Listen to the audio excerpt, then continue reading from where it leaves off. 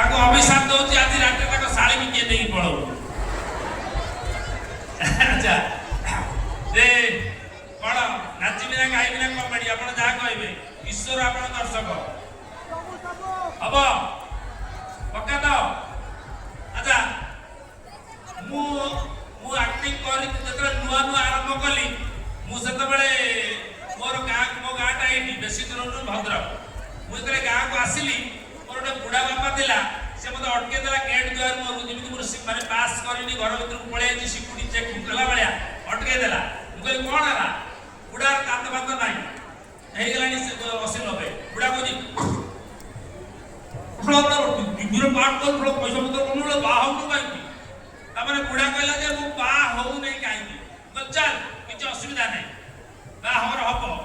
ଏମିତି କହିଦେଇଛି ବୁଢାକୁ ବାହାଘର ହବ। ବୁଢା କହିଲା ହଉ ଠିକ ଅଛି, ତୁ କଣ ଆଣିଛୁ ଖାଇବାକୁ? ମୁଁ କହିଲି କିଛି ଆଣିନି। ନା ଖାଲି ହାତରେ ଭୁବନେଶ୍ୱର ଆଇଛୁ? ମୁଁ କହିଲି ଚାଲେ ଲୋକାଲ ମାର୍କେଟ କଣ ଖାଇବା କଥା ଖାଇବୁ। ମୁଁ ଆମର ପାଖ ମାର୍କେଟକୁ ନେଇଗଲି।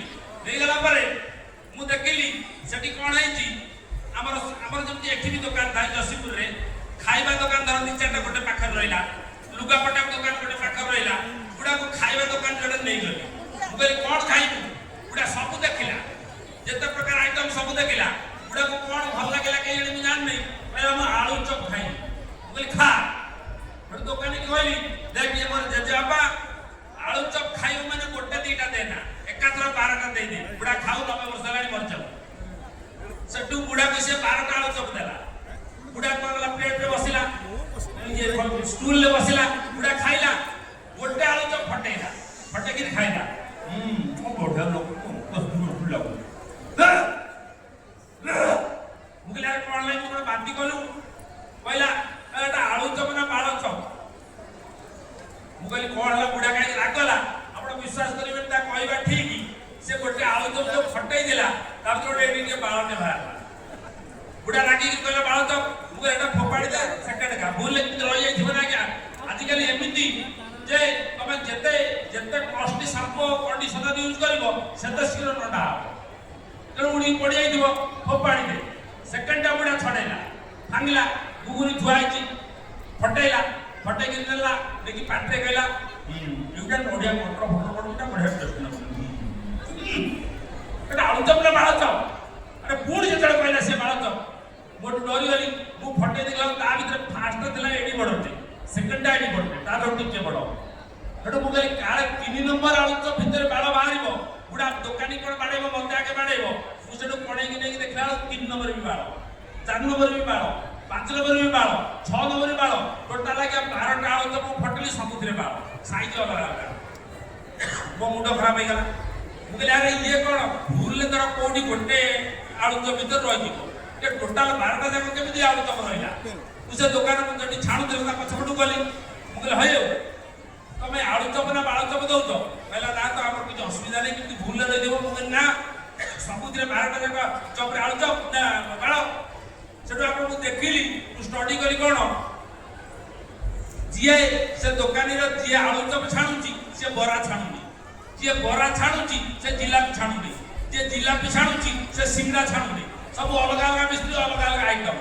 ସବୁ ଲୋକ ଗୁଡା ଯୋଉ ଛଣାଛଣି କରୁଛନ୍ତି ମିସ୍ତ୍ରୀ, ତାଙ୍କର ହାତ, ଆଖି, କାନ, ନାକ, ଗୋଡ ସବୁ ଠିକ ଅଛି, କିନ୍ତୁ ଯିଏ ଆଳୁ ଚପ୍ ଛାଣୁଛି ତାର ବାଁ ହାତରେ ଏଠି କଟି ଯାଇଛି। ଆଳୁ ଚପ୍ କେମିତି ତିଆରି ହୁଏ? ଏମିତି ଗୋଟଲା ହେଇକି ଚପ୍ ଥାଏ ମସଲା, ତାକୁ 2 ହାତରେ ଏମିତି ଚାପିକିରି ବେସନ ବୁଡେଇକି ତେଲରେ ପକାନ୍ତି।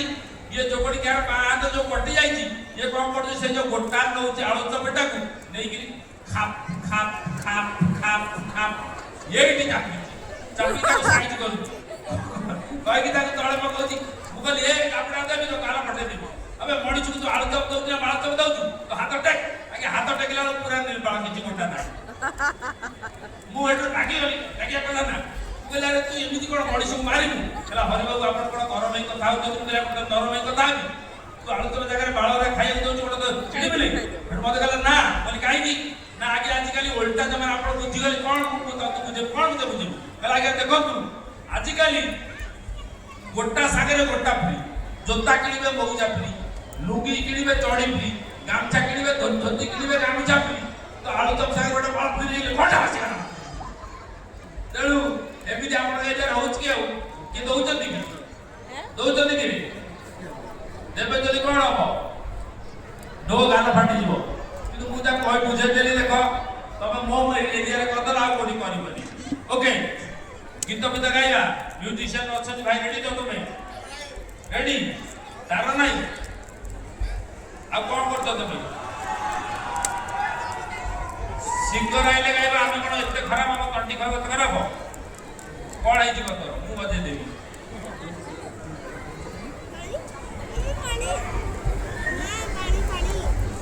पानी आरो बोतल ले छाइट अछि जानियो चलो ओके बहुत कामना कार्यक्रम अछि बहुत बड़ा कार्यक्रम अछि समुद्र तो दले ओके समय आपण को नेबि नै आ गोटे छोटिया चुटकुला करी सामने वाला बहुत कार्यक्रम अछि ओके जे ए कार्यक्रमटी मु जसीपुर कॉलेज रे आसीतिली कॉलेज रे गोटे सुंदर कार्यक्रम हेतिला माध्यम मंत्री महोदय उपस्थित थिले तथापि एटी भरपूर लोक देखिकि मु चारियाडे मोर पार्टी आ थमुनी मु कहि दउची म्यूजिशियन दरकार थिले नदर माने नद काले से रेडी नै तथापि प्रोग्राम ता कर दउची कोन आपण बहुत सिनेमा पर देखि देबे गोटे सिनेमा भारी हिट सिनेमा तो आखी मु आईना देखि जन नै बस तादरे गोटे टाइटल गीत दिला मु खाली पजिटे गाइबी तापर छुट्टी नै कोन फास्ट लाइन कोन सुनेली सुनेली खबरा तो मुह सारा केबे दिसु गोलापी तू केबे दिसु कोरा हसी देले झरी पड़े हस चुना चुना तो आखी मो आईना तो आखी मो आईना तो आखी मो आईना ओ ये गीत आपण समस्त सुनिजनी बड़ा पाटे को मत सुबने में काला लोक सुनिच ये गीतटा समस्त एटी जति बइज हजार हजार लोक समस्त को भल लागे हरि भाई के खराब लागे आपण कहबे हरि भाई तो खराब लागलानी एते भल गीत से कोन खराब कहउछथि काई कहउछि फास्ट लाइन कोन सुनेली सुनेली खरा तो मो सारा एटा ठीक ना बोलू को के कहबो ठीक ही बोलू एइति भाई जे सुनेली सुनेली खरा गोटे नारी रूप बंध नहीं जे गीत नारी की कौन आजिकल माँ तुम कौन खरा टर्च मारिक तुम स्वामी देखुच ना कौन मोटा भर जाऊँगी देखा कौन एमती देखुची ना सूर्य लाइट जो तुम देह पड़ुची झटका करके आ करके मुह को माने तुम बॉडी टाक चार्ज कर बैटेरी लूज जाइए एमती किसी अच्छे कि नाई ना प्रथम लाइन भूल सेकेंड कौन केबे दिसु गोलापी तू केबे दिसु गोरा ये टोटाल भूल लाइन कौन जे नारी तीन प्रकार गोटे है गोरी गोटे है काली गोटे है साबना गोलापी कौन आईना गोलापी नारी के देखी माँ मैंने देखी जी ये कौन हाँ से हाथ देखी इरे नाई पृथ्वी सारा कौटी नाई गोटे है गोरी गोटे है काली गोटे है साबना जे गोलापी नारी देखी से बोधे नारी देखी ता भाया ऑस्ट्रेलिया चमरी गाय देखी ना भूल कर देछि तड़ सीमित रे थाल लाइन में भूल केबे देसु गला बिंदु केबे देसु गरा हसी देले झरी पड़े हस चुना चुना एटा भूल हसरा कोन गहम गुंड चुना चुना कर दैछो से भूल लास्ट लाइन कोन हसी देले झरी पड़े हस चुना चुना तो आखी मो आईना जदी झियो पिला के आखीटा आईना हो जाता जेतबे से बाई के बाप घर सासु घर जाउछथि सेतबे बापा कोन कहते